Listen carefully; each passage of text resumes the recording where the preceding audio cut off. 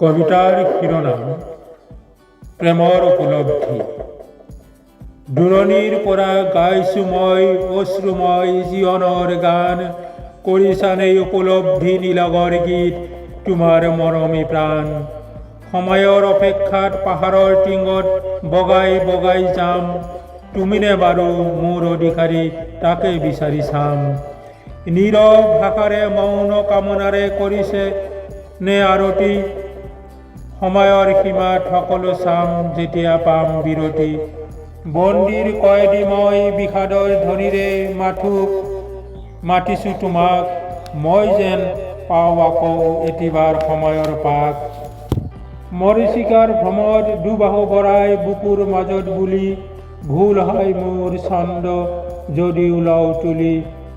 চকুলৰ নিজৰা বৈ আছে মোৰ হিয়াত আজিও যেন মোৰ মন মন্দিৰে আছে অতীতৰ বিন বাজি।